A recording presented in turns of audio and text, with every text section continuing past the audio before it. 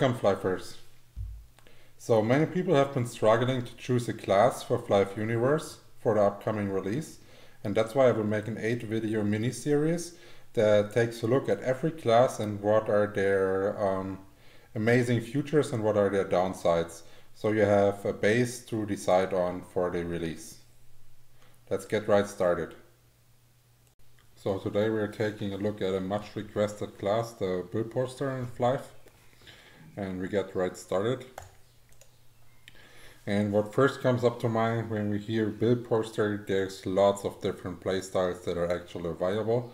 As you can see right here on the screenshot, we have a average damage of 32k as the 1v1 Billposter, which is more than fine. He's in the upper third of the damage classes, but he's also viable as a tank. He can be played as AoE BP, and he can even be played as a healer, as he has access to heal and all the assist buffs.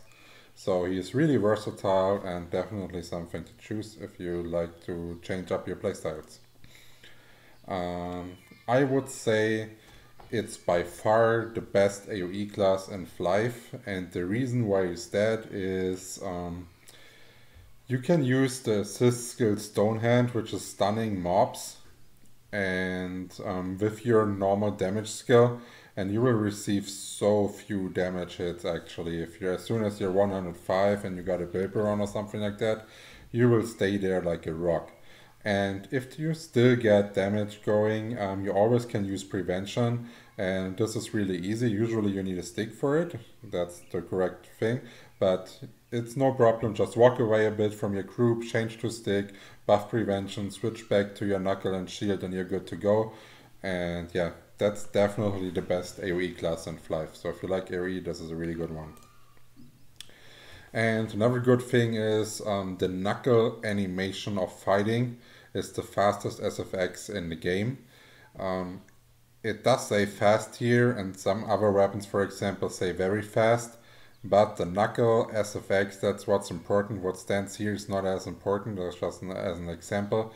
It's the best in the game. And for example, if you're fighting another 1v1 person and you're the BP with the knuckle, you will always have the first hit if played correctly, and both people have the same ping. Then, of course, we all know the ASOL BP. It's the highest damage skill in PvP. It is mainly designed to one-hit people. So, pretty good one, really popular. And then there's something that you can use to have basically unlimited crowd control and stun in PvP. If you're putting Sonic Hand in your action slot and activate Stonehand, then you have like around, yeah, it's about 25 to 30% chance if you have in an action slot that it actually gives the stun going. But if as soon as you have someone stun locked and holy scrolls have a high cooldown, it's really valuable, and you can basically set up kills for your team as well. So pretty good one here. And yeah, now we're actually already at the downsides of BP, because I already said he has many advantages. That's why he's one of the most popular classes, especially due to ASOL and the ability to one-hit in PvP, which makes, of course, all his gear expensive, because everyone wants to have the BP gear first, especially something like the Mystical Silver Gloves. You can expect those items to go up in crazy amounts of prices on the first drops of the server. And what also makes the Billposter really expensive is that he has to upgrade 3 different gears. This means you need to upgrade a 1v1 gear, you need to upgrade a tank or AoE gear, and you need to upgrade a ASOL gear, which is 3 different gears, and most other classes only require you to upgrade 2 gears, so 1 more. And we already said there's lots of varieties.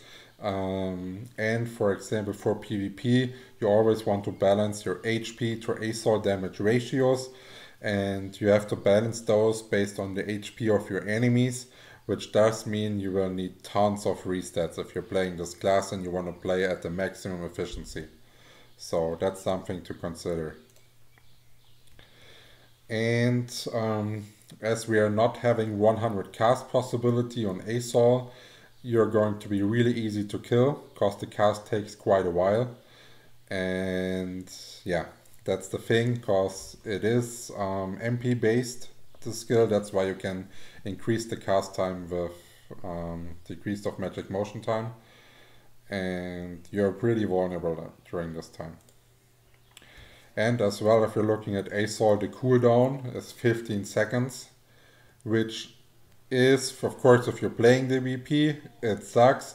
If you're looking at the overall balance, that's more than fine, because ASOL is designed to be a one-hit skill, and this will give you a kills per minute ratio of played perfect at 4.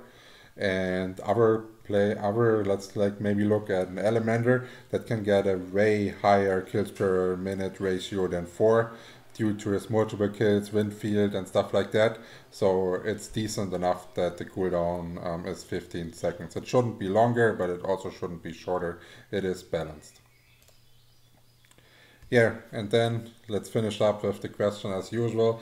Is BP your victory? If so, please write down in the comments, and we see each other.